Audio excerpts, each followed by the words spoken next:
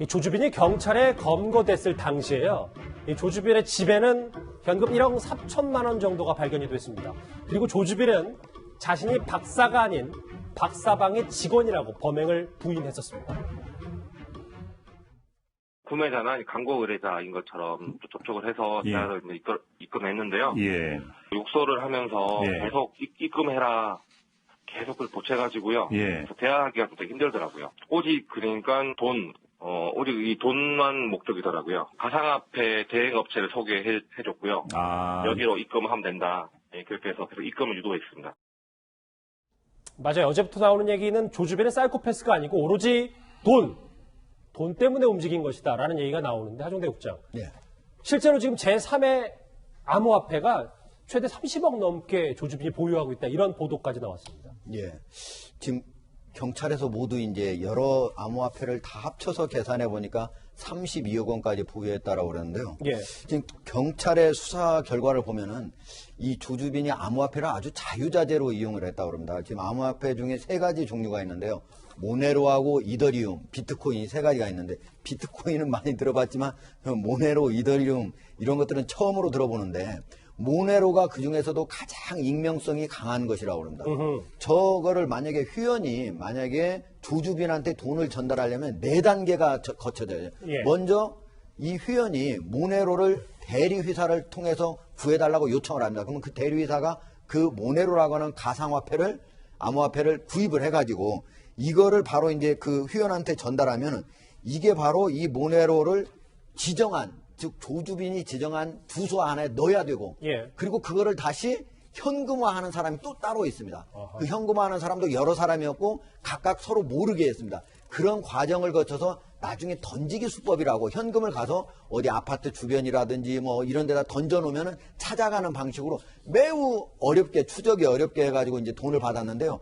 지금까지 경찰 제가 수사 담당자 이쪽을 한번 취재를 해보니까 아하. 지금까지 이런 것들이 이제 이 디지털 화폐 이걸 이용한 사람 중에서 가장 조심성이 있었고, 그 다음에 가장 교묘하게 많은 다양한 수법을 써가지고 했던 사람이다. 상당히 치밀했던 거네요. 예. 그러니까. 그리고 이제 지금 박사방을 만든 거는 이게 2018년 9월이거든요. 지금부터 다 합쳐가지고 한 1년 6개월 이상을 운영을 했습니다. 그런데 실제로 한번 경찰에서 조사를 해봤더니 2018년 4월 25일 저기에 있는 이더리움이라고 하는 거기에서 모인 금액만 하더라도 가상화폐가 10억이 넘는다는 거예요. 그러니까 잠시만요.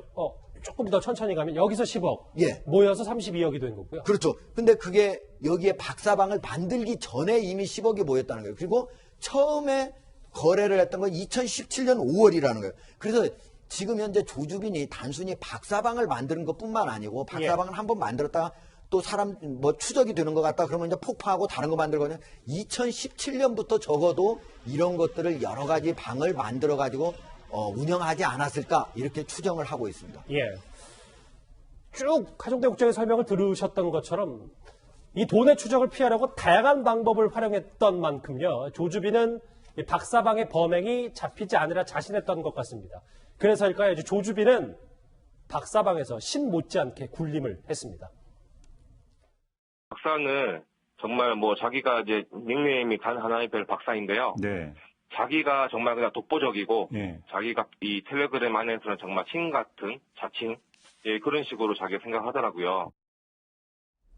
이동희 의원님, 네. 얼마나 신 같았냐면 그 화폐를 현금화시켜서 혹은 본인의 가상화폐 계좌에 넣는 방법들이 상당히 치밀했습니다. 지금 가상화폐는 그 자체가 익명성이 굉장히 뛰어나고 보안성도 뛰어나서 증거를 찾기가 굉장히 어려운데, 이 환전 과정도 굉장히 치밀하고 주도 면밀하게 해서 더 추적을 어렵게 만든 건데, 가상화폐를 환전하는 사람이 따로 있고, 그 현금을 또 찾아가지고 전달하는 사람이 따로 있고, 예. 그마저도 직접 만약에 건네받는다면은 증거가 남을 수 있기 때문에 관련자들의 그 집에, 그러니까 아파트나 이런 데 소화전이 있지 않습니까? 거기에 넣어놓으면은 그걸 직접 찾아가는 방식, 이런 식으로 증거를 전혀 남기지 않은 겁니다. 그래서 과연 그 25살의 그 조주빈 씨가 가상화폐에 대해서 이렇게 굉장히 잘 알고 치밀하게 할 수 있는 게 과연 그 본인이 이 분야의 전문가였기 때문에 그런 건지, 아니면 이것까지 보면은 그 텔레그램방 운영은 몰라도 전체적으로는 가상화폐 관련해가지고 어떤 뒤에 어떤 조직도 연관돼 있는 게 아닌지 그러니까 이런 공범이나 배후 뭐 이런 말씀이십니까? 그렇습니다. 지금 나오고 있는 겁니다. 그런데 오윤승 교수님, 저 이거 정말 궁금했어요. 다음 화면을 좀 보실게요. 이렇게 치밀한데 과정을 통해서 본인이 이제 돈을 가져가는 것도 마찬가지고 여자친구라고 부르며 범행을 동조한 사람도 알고 보니 성착취의 노예였다. 이게 무슨 얘기입니까? 그것은 이제 통상 이 사기 범죄에 있어서 가해자와 피해자가 적대 관계에 있는 것이죠. 피해를 받기 때문에.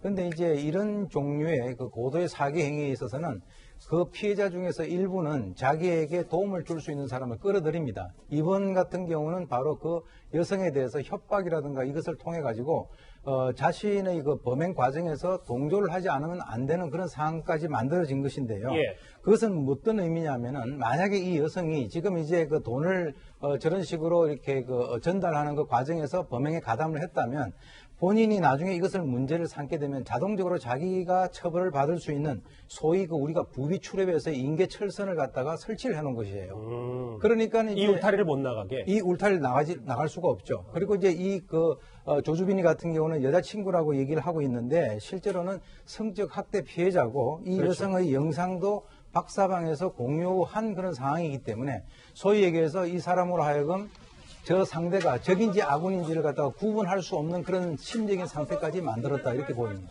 글쎄요, 지금 돈을 다루는 기술 그리고 사람을 글쎄요 노예처럼 만드는 이 범행 기술이 정말 초범 20대 중반의 남성이라고는 그렇게 쉽게 납득이 안 되는 여러 가지 좀 부분들이 많은 것 같아요. 김태현 변호사님. 다음 한번 보실게요. 그런데 글쎄 그렇죠. 아까 뭐 이도원 의원님은 공범 배우 얘기도 잠깐 언급해 주셨지만 이 사람이 다 혼자 할 수는 없으니까 어제 그 피해자들을 압박하기 위해서 신상정보를 조회해서 공익근무원이 도와줬다는 얘기인데 심지어 여기는 유료한 모집촉에 지방지청의 8급 공무원까지 가담을 했더라고요. 그러니까 이제 우리가 저런 이제 범죄에 가담하는 사람들을 보면 일반적으로 생각하기에 아무 직업도 없고 주거 부정에 뭐 저런 동종 전과도 많고 소위 말해도 조금 이게 좀 일반적이지 않은 사람들이 저런 범죄에 동조할 것 같은데 지방의 8급 공무원이면 요새 저 공무원 되려고 많은 학생들 얼마나 열심히 공부를 합니까?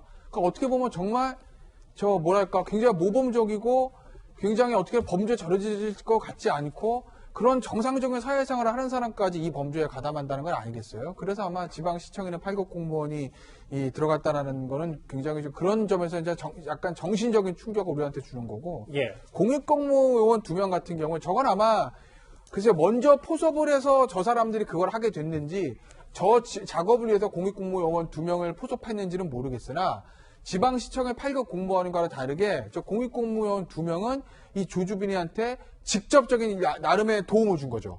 피해자 인적사항 조회하는데 사용을 했으니까. 그래서 아마 조주빈 입장에서 아마 저 공익공무원 2명을 그 본인들한테 포섭을 해놓고 끝까지 끌고 간 것 같습니다. 70여 명에게 악랄한 범죄에 어떻게 성착취를 하고 유포를 했는지 이 부분을 지금 오늘 있었던 본인의 포토라인에 섰던 말들과 함께 하나씩 짚어봤는데요.